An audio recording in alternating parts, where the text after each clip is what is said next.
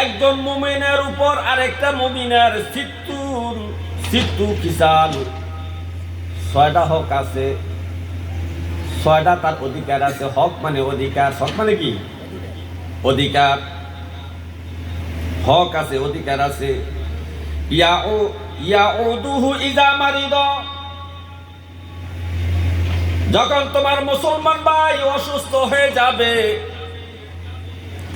তুমি যদি শুনতে পাও তোমার পাশের বাড়ির একটা লোক অসুস্থ হয়েছে, তোমার পরিচিত একটা লোক অসুস্থ হয়ে গেছে, তোমার পাশের ঘরের লোক একটা অসুস্থ হয়ে গেছে, জ্বরে আক্রান্ত হোক আর অন্য যে কোনো রোগে আক্রান্ত হোক না কেন, যদি তুমি শুনতে পাও, যদি তুমি তার অসুস্থতার কথা শুনতে পাও, মুসলমান তার দেখাশোনা করার জন্য যাবে, তাকে দেখতে যাইবে। কিন্তু আমাদের সমাজের মধ্যে, আমাদের বর্তমান সমাজের মধ্যে, বর্তমান অবস্থায় এ হকটা মানুষ আদায় করে না। পাশের ঘরের মানুষটা অসুস্থ হয়ে গেছে, যদি তাকে জিজ্ঞাসা করে তোমাদের বাড়ির অমুকে নাকি অসুস্থ, সে বলে কই আমি জানি না, তো আসলে জানি না। ঘটনা হলো তার সাথে সম্পর্ক ভালো না, সম্পর্ক কি ভালো না, যার কারণে সে বলে আমি তো জানি না। ঠিক এই যে মিথ্যা কথা বললো, এই অবস্থায় আমাদের সমাজ এখন চলতেছে।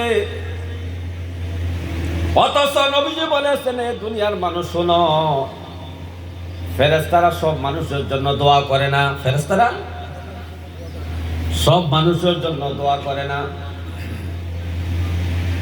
7 প্রকারের মানুষের জন্য ফেরেশতারা দোয়া করে। এই দুনিয়ার মানুষেরও দোয়া করে, মুনাজাত করে, ফেরেশতারাও দোয়া করে, মুনাজাত করে রব্বে কারীমের কাছে। এই দুনিয়ার মানুষের দোয়া, কিছু কিছু মানুষের দোয়া কবুল হয়, কিছু কিছু মানুষের দোয়া কবুল হয় না। কিন্তু আল্লাহর ফেরেশতারা যে মুনাজাত করে, যে দোয়া করে, সেটা 100% কবুল হয়। তো নবীজি বলেন, দুনিয়ার 7 প্রকার মানুষের উপরে ফেরেশতারা মুনাজাত করে, দোয়া করে আল্লাহর কাছে মুনাজাত করে, দোয়া করে, প্রার্থনা করে 7 প্রকার মানুষের জন্য। এর মধ্যে 1 প্রকারের মানুষ হইল যেই মুসলমান সকালবেলায় তার একটা অসুস্থ মুসলমান ভাইকে দেখতে গেল, তার বাড়িতে যাইয়া তার খোঁজ খবর নিল এবং সান্ত্বনা দিল, ভাইজান আপনার জ্বর হয়েছে, কি হয়েছে? জ্বর বেশি দিন থাকবে না, ভালো হয়ে যাবেন। তার যদি আরো কঠিন রোগ হয়, ক্যান্সার হয়, তারপরে তাকে বলতে হবে, ভাই ক্যান্সার কোনো রোগ নয়, এটা ভালো হয়ে যাবেন, টেনশনের কারণ নাই। অর্থাৎ তাকে সান্ত্বনা দিলেন। রোগী মানুষ, অসুস্থ মানুষ, মানসিকভাবে দুর্বল থাকে, তাকে দেখতে যাইয়া যখন তাকে এইভাবে তার জন্য সাহস যোগাইলেন, তার জন্য দোয়া করলেন, মনে মনে দোয়া করলেন, রাব্বে কারীম আপনার এই বান্দাকে আপনি সুস্থ করে দেন, সুবহানাল্লাহ। এই দোয়াটা আপনি মনে মনে করলেন আর জবান দিয়া তাকে সান্ত্বনা দিলেন। কিন্তু ভয় দেখানো যাবে না। রোগী দেখতেন যাই বলে, ভাই যে ভাই আপনার যে রোগ হয়েছে, এই রোগে বাঁচার কোনো ব্যবস্থা নাই, মরা নিচ্ছি, এই কথা বলে রোগী তো আরো বেশি দুর্বল হয়ে যাবে। কি বলেন না? রোগীকে সান্ত্বনা দিতে হবে, তার জন্য দোয়া করতে হবে। এই রোগীকে সান্ত্বনা করে এবং দোয়া করে যখন আপনি চলে আসবেন, যে সময় আপনি রোগীর বাড়িতে রোগীকে দেখার জন্য গিয়েছেন, ওই সময় থেকে রব্বে কারীমের দরবারে ফেরেশতারা হাত বাড়াইয়া আপনার জন্য দোয়া শুরু করেছে। সন্ধ্যা পর্যন্ত আপনার জন্য দোয়া করবে রব্বে কারীম। এই যে দেখেন না, আপনার একটা বান্দা আর একটা অসুস্থ বান্দাকে দেখার জন্য গিয়েছে, তাকে সান্ত্বনা দিয়েছে, তার জন্য দোয়া করেছে। আমরা আপনার রহমতের ফেরেশতা তার জন্য দোয়া করলাম না বলবো? আপনার এই বান্দাটা, যে বান্দাটাকে দেখার জন্য যে বান্দায় আছে, এই বান্দাকে আর এই ধরনের রোগ আপনি দিবেন না, এই ধরনের রোগ দিবেন না। সে রোগী দেখতে আসার কারণে তার জীবনের গুনাহগুলো আপনি মাফ করে দেন। এইভাবে ফেরেশতারা তার প্রতি এভাবে দোয়া করতে থাকে। যদি আপনি রোগী দেখতে যান, তাহলে এক নাম্বার একটা হক হইল মুসলমান, আর একটা মুসলমানের উপর হক হইল সে অসুস্থ হলে তাকে দেখতে যাওয়া, তাকে দেখতে। এই আমলটা সাহাবায়ে কেরাম করেছেন। সাহাবায়ে কেরাম সকালে ঘুম থেকে উঠে তারা অসুস্থ সাহাবায়ে কেরাম যারা যেখানে আছেন তাদের বাড়িতে যাইতেন দেখার জন্য। হযরত ওমর এবং আবু বকর একটা নেকের প্রতিযোগিতা করেছেন, কে বেশি নেক অর্জন করতে পারে।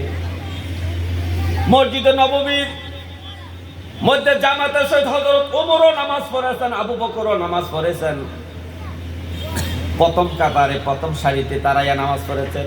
নবীজি ফজর নামাজ শেষ করে খুতবা দেওয়ার জন্য দাঁড়ালেন। দাঁড়ায়া বলতেছে, আমার সাহাবীরা, আজকে এই যে দিনের শুরু হইল, এই শুরুর অবস্থায় কে রুগী দেখেছ, কে রুগী দেখেছ? সাহাবায়ে কেরাম বলতেছেন, হায় রে হায়, এটা কেমন প্রশ্ন! আমরা সবে মাত্র ঘুম থেকে উঠে মসজিদে নামাজ পড়ার জন্য আসলাম, রুগী দেখবো কোন সময়? ঠিক, রুগী দেখবো কোন সময়? আবু বকর হাত উঠে বলতেছে, ইয়া রাসূলুল্লাহ, ইয়া রাসূলুল্লাহ, আমি মসজিদে আসার সময় আপনার একজন সাহাবী অসুস্থ ছিলেন, তাকে আমি দেখে এসেছি। এতে বোঝা গেল সাহাবায়ে কেরাম রুগী দেখানো প্রতিযোগিতা করতেন। আর ওমর বলতেছে, আমি যতবারই চেষ্টা করি আবু বকর রাদিয়াল্লাহু তাআলা আনহুর সাথে নেকের প্রতিযোগিতা করার জন্য, ততবার আমি হেরে যাই। আমি মনে করছিলাম ফজর নামাজ শেষ করে যে আমি রুগী দেখবো, আবু বকর আজকে ঠগাই দিব। কিন্তু ফজর নামাজের আগে আগে আবু বকর আমার সে নেকের কাজটা করে দিয়েছে। আল্লাহু আকবার। হে আমার ভাইও, 2 নাম্বার হক ওয়াশহাদুহু ইযা মাত।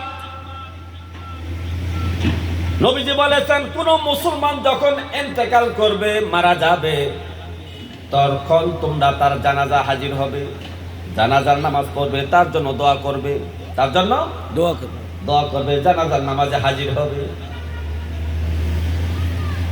কিন্তু আমাদের সমাজে এই আমলটা এখন উঠে গিয়েছে। এদেরকে আলেম ওলামা শরীয়তের একটা মাসলা বলে যে জানাজার নামাজ ফরজে কিফায়া। 10 জন লোকের থেকে, একটা গ্রাম থেকে, একটা বাড়ি থেকে যদি একজন লোক আদায় করে, সবার গুনাহ থেকে মাফ হয়ে যাবে, গুনাহ মাফ হবে। কিন্তু সমাজের মাসলাটা ভুল বলি, মানে 10 জনের থেকে একজন আদায় করলে 10 জনে আদায় হয়ে গেছে, এটা কয় ঠিক না কথাটা? না না, ফরজে কিফায়া 10 জনের থেকে একজনে আদায় করলে একজনের আদায় হবে, কিন্তু বাকি 9 জন গুনাহ থেকে বেঁচে যাবে। মাসলাটা হলো এইরকম। মানুষ মাসলা বোঝে ভুল। 10 জন লোকের মধ্য থেকে একজনও যদি জানাজার নামাজটা আদায় করে নেয়, একজনে আদায় হবে, কিন্তু বাকি 9 জন গুনাহ থেকে বেঁচে যাবে। 9 জনের জানাজার নামাজ আদায় হবে না। 9 জনের জানাজার নামাজ আদায় হলে তো জানাজার নামাজ আদায় করার উহুদ পাহাড় পরিমাণ সওয়াব অর্জন হয়ে যাবে, শুধু গুনাহ থেকে বাঁচবে। এই ফরজে কিফায়ার এই মাসলাটাকে ভুল বোঝার কারণে আজকে আমাদের সমাজের মানুষ বলে, ঠিক আছে, আমাদের বাড়ি থেকে একজন, আমার আত্মীয়র বাড়িতে জানাজার নামাজ পড়তে গেছে, আমরা বাচ্চা গেছি, আমরা তো আদায় হয়ে গেছে। একবারের থেকে একজন লাগে লোক গেলে জানা যায় যে জানাজা নামাজ আদায় হয়ে গেছে। না না, আদায় হয় নাই, আপনি গুনাহ থেকে বাঁচছেন। আদায় হলে তো আপনি উহুদ পাহাড় পরিমাণ সব আপনি পাইতেন, কিন্তু আপনার জন্য তো উহুদ পাহাড় পরিমাণ সব আপনার আমলনামায় লেখা হয় নাই, যেই পড়ছেন তার আমলনামায় লেখা হয়েছে। তার মানে আপনি গুনাহ থেকে বাঁচছেন। কিন্তু নবী বলেন, শুধু গুনাহ থেকে বাঁচতে হবে না, আমলটা করো। জানাজার নামাজ যদি পড়ো, তাহলে উহুদ পাহাড় পরিমাণ সব তোমার আমলনামায় হবে। আর যদি জানাজার শেষ করিয়ে যদি তুমি কবর পার পর্যন্ত, দাফন পর্যন্ত থাকতে পারো, দাফন কাজ সমাপ্ত করে যদি তুমি দোয়া করে যদি বাড়িতে ফিরতে পারো, তাহলে আরেকটা উহুদ পাহাড় পরিমাণ সব তোমার আমলনামায় লেখা হবে। আমলনামায় লেখা হবে। কিন্তু এখন আধুনিক যুগের মুসলমান এমন হয়েছে, জানাজার নামাজ পড়লে বলে হুজুর তাড়াতাড়ি মুনাজাত দেন আমি চলে যাব। এর ভাই আপনি একটা উহুদ পাহাড় পরিমাণ সওয়াব নিয়ে চলে যাবেন কেন? আপনার জন্য তো আরেকটা উহুদ পাহাড় পরিমাণ সওয়াব অপেক্ষা করতেছে। আপনার তো সওয়াবের দরকার, আপনার নেকের বেশি দরকার। আপনি মনে করতে হবে যে আমার নেকের বেশি দরকার। সামান্যটুকু সময় 15-20 মিনিট, সর্বোচ্চ আধা ঘন্টা সময় লাগে একটা লাশ দাফন করতে। দাফন করে আপনি দোয়া করে মুনাজাত করে আপনি যান, তোলে 2টা উহুদ পাহাড় পরিমাণ সওয়াব আপনি নিয়ে বাড়িতে গেলেন। আপনি একটা উহুদ পাহাড় পরিমাণ সওয়াব নিয়ে বাড়িতে রওনা দেওয়ার জন্য দৌড় দিচ্ছেন। এই হলো আমাদের অবস্থা। অথচ নবীজি বলেন, ও আমার উম্মত, যখন কোন মুসলমান মারা যাবে তার জানাজা হাজির হইও। তোমার জানাজাটা পাওয়া তার হক। যে মুসলমান মারা গেছে তার একটা হক হলো তোমাদের সব মুসলমানের জানাজা পাওয়া, সব মুসলমানের জানাজা পাওয়া। এই হকটা আমাদেরকে আদায় করতে হবে। শুধু তাই না, বুজুর্গ উলামায়ে কেরাম বলতেছেন, যে যত বেশি জানাজা পড়বে তার মৃত্যুর উপরে তত বেশি লোক তার জানাজায় হবে। যে যত বেশি জানাজায় পড়বে তার মৃত্যুর উপরে তত বেশি তার জানাজা লোক হবে। সুতরাং আমরা যদি আমাদের জানাজায় বেশি লোক চাই, তাহলে আমরা কোনো মানুষ মারা গেলে যেটাই আওয়াজ শুনবো, মাইকের আওয়াজ যেটাই শুনবো মানুষ মারা গেছে, সেটাই আমরা জানাজা হাজির হইল। হে আমার ভাইয়া, মুসলমানের উপর আরেকটা মুসলমানের হক হলো, আরেকটা হক হলো, শোনেন, ইউজিবুহু ইজা দাআহু, ইউজিবুহু ইজা দাআহু। নবীজি বলেন, ও আমার উম্মতরা শোনো, তোমার মুসলমান ভাই যখন তোমাকে দাওয়াত দিবে তখন তুমি দাওয়াতটা গ্রহণ করবে। দাওয়াতটা কি গ্রহণ করবে। ধনী ব্যক্তি গরিবকে দাওয়াত দিতে পারে, গরিব ধনীকে দাওয়াত দিতে পারে। উভয়ের দাওয়াত রক্ষা করবা। গরিব মানুষ হওয়ার কারণে তুমি দাওয়াত রাখবে না, এমন যেন না হয়। কারণ তোমার উপরে তার একটা হক আছে। তুমি যখন দাওয়াত তোমাকে দিবে, দাওয়াতটা তুমি রক্ষা করবে, এটা তার হক। সুতরাং তাকে এই হক থেকে বঞ্চিত করিও না। যখন মুসলমান আরেক মুসলমানকে দাওয়াত দিবে, দাওয়াতটা রক্ষা করবে, দাওয়াত অবহেলা করবে না। যেমন এক মুসলমান আরেক মুসলমানকে কিছু খাওয়ার জন্য সাদর করে, মুসলমান বলে না না না, খাওয়া লাগবে না, খাবো না, তার মানে তার চিন্তা হইলো আজকে যদি তার খানা খাই, আরেকদিন তো তারে খাওয়াইতে হবে, আরেকদিন তাকে খাওয়াইতে হবে। নবী বলেন এটা করবা না। কারণ এক মুসলমান যদি আরেক মুসলমানকে খাওয়ায়, এর দ্বারা তার মধ্যে মহব্বত পয়দা হয়, ভাতৃত্ব বন্ধনটা অটুট হয়। একে অপরের বিপদে একদিন কাজে লাগবে। এই জন্য তোমরা যখন মুসলমান তোমাকে কিছু খাবার জন্য দাওয়াত দেয় বা অন্য কোনো কিছুর জন্য দাওয়াত দেয়, দাওয়াতটা তোমার রক্ষা করা দরকার। এটা মুসলমানের হক, এই হকটা তোমরা আদায় করবে। এরপরে আরেকটা হক হলো, নবীজি বলেছেন, ইউসাল্লিমু আলাইহি ইজা লাকিয়া। নবীজি বলেছেন, একজন মুসলমান আরেকজন মুসলমানের সাথে যখন দেখা সাক্ষাৎ হবে, একজন মুসলমান আর একজন মুসলমানের মুখোমুখি যখন হয়ে যাবে, তখন তোমরা সালাম দিবি,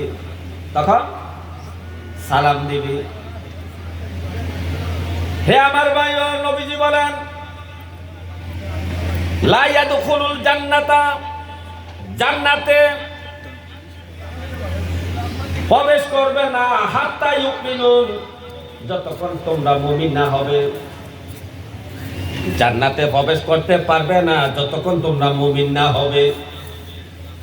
আবার নবী বলেন, তোমরা ততক্ষণ পর্যন্ত মুমিন হতে পারবে না যতক্ষণ পর্যন্ত না তোমার ভাইয়ের সাথে, তোমার মুসলমান ভাইয়ের সাথে তোমার বন্ধন সৃষ্টি না হবে, ভালোবাসা পয়দা না হবে, মহব্বত পয়দা না হবে। আবার নবীজি বলতেছেন, আমার সাহাবারা, আমি কি তোমাদেরকে বলবো তোমাদের এক মুসলমান আরেক মুসলমানের সাথে মহব্বত কিভাবে পয়দা হবে? সাহাবায়ে কেরাম বলেন, ইয়া রাসূলুল্লাহ, আমাদেরকে সিস্টেমটা বলে দেন। নবীজি বলেন, আফসুস সালাম, আফসুস সালাম। তোমরা বেশি বেশি করে সালাম দাও, যখন যাকে দেখবা বেশি বেশি করে সালাম দিবা। সালাম দেওয়ার কারণে এক মুসলমানের সাথে আরেক মুসলমানের সাথে ভালোবাসার বন্ধন পয়দা হবে। হে আমার ভাইও, তো নবীজি বলেন এক মুসলমানের প্রতি আরেক মুসলমানের হক হইল ইউসাল্লিমু আলাইহি ইযা লাকিয়া। যখন কোন মানুষের সাথে তোমার দেখা হবে, কোন মুসলমানের সাথে তোমার সামনাসামনি দেখা হবে, তাকে সালাম দিবে। কিন্তু আজকে আমাদের সমাজে সালামের অবস্থা খুব খারাপ। মুসলমান সালামও শুদ্ধ করে দিতে জানে না। সালাম আলাইকুম কি বলে? সালাম আলাইকুম, সালাম আলাইকুম। অথচ এই মুসলমান নামাজের মধ্যে ইমাম সাহেবের সাথে সালাম ফিরায় আসসালামু আলাইকুম। নামাজে আসসালামু আলাইকুম, আসসালামু আলাইকুম। এই মুসলমান প্রতিদিন 5 ওয়াক্ত নামাজের মধ্যে সালাম উচ্চারণ শিখে স্বয়ং ইমাম সাহেবের সাথে জামাতে নামাজ পড়তে যে সালামের উচ্চারণটা শিখে, ঠিক আর পরও রাস্তাঘাটে এসে সেই সালাম দেয়, সালাম আলাইকুম। এই মুসলমানের কি অবস্থা দেখেন। মুসলমান শুদ্ধ করে সালাম দিতে জানে না, অথচ দোকান ফাটে মাসলা মাসাইলের ফতোয়াবাজি শুরু করে, কোরআন হাদিসের আলোচনার দোকান পাটি করে। ঠিক। অথচ নবীজি বলছেন এই দুনিয়ার মধ্যে সর্বনিকৃষ্ট জায়গা হলো বাজার, দোকানপাট। আল্লাহর জমিনের মধ্যে সবচেয়ে উৎকৃষ্ট, সবচেয়ে উত্তম, সবচেয়ে পবিত্র, সবচেয়ে ভালো জায়গা হলো মসজিদ। আর সবচেয়ে নিকৃষ্ট, সবচেয়ে খারাপ জায়গা হলো দোকানপাট, হাট বাজার। এই নিকৃষ্ট জায়গার মধ্যে আমার নবীর হাদিসের আলোচনা করা হয়, কোরআনের আয়াতের আলোচনা করা হয়। মানুষ কত বড় বেয়াদব হইলে, কত বড় জাহেল হইলে এই সমস্ত কর্মকাণ্ড করতে পারে। এই মুসলমান, তোমাকে কে ক্ষমতা দিয়েছে চা দোকানে বসে কোরআন হাদিসের আলোচনা করতাম, কোরআন হাদিসের আলোচনা দোকান পাড়ে করতাম? তোমাকে এই সাহসটা কে দিয়েছে? অত ইসলাম বলতেছে, নবী বলতেছেন সবচেয়ে নিকৃষ্ট জায়গা হলো দোকানপাট, হাট বাজার। সেই হাট বাজার দোকানপাটের মধ্যে তুমি এই সমস্ত আলোচনা করো, তোমার মনে কি আল্লাহর ভয় নাই? এই মুসলমানের মধ্যে সালামের কি অবস্থা দেখেন। নবীজি বলেছেন, হে আমার উম্মত, যে ব্যক্তি আগে সালাম দিবে সে অহংকার মুক্ত,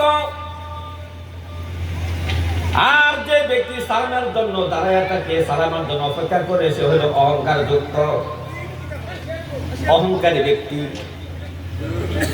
এই জন্য সালামের কোনো বিভেদ নাই। বড় ছোটরে সালাম দিতে পারবে, ছোট বড়কে সালাম দিতে পারবে। ইমাম সাহেব মুসল্লিকে সালাম দিতে পারবে, মুসল্লি ইমামকে সাহেবকে সালাম দিতে পারে। পীর সাহেব মুরিদকে সালাম দেবে, মুরিদও পীর সাহেবকে সালাম দেবে। মালিক তার চাকরকে সালাম দেবে, চাকরও তার মালিককে সালাম দেবে। সালামের মধ্যে কোনো ভেদ নাই। এই ভেদটাকে মূলোৎপাটন করার জন্য, এই বিভেদটাকে নির্মূল করার জন্য নবীজি আগে ঘোষণা দিয়েছেন, ও আমার উম্মত, যে ব্যক্তি আগে আগে সালাম দিবে মনে রাখবা তার মধ্যে কোনো অহংকার নাই। আর আল্লাহ বলতেছে, ইন্নাল্লাহা লা ইউহিব্বু মুখতালান ফাকুরা। ইন্নাল্লাহু লা ইউহিব্বু কানা মুখতালান ফাকুরা, কানা মুখতালান ফাকুরা। নিশ্চয় আল্লাহ তাআলা কোন অহংকারী ব্যক্তিকে পছন্দ করেন না, ভালোবাসেন না। ঠিক। কারণ অহংকার হলো আল্লাহর গুণ, অহংকার হলো আল্লাহর চাদর। আল্লাহ একমাত্র অহংকার করবে হাসরের মাঠে, লিমানিল মুলকুল ইয়াম। হে বান্দারা,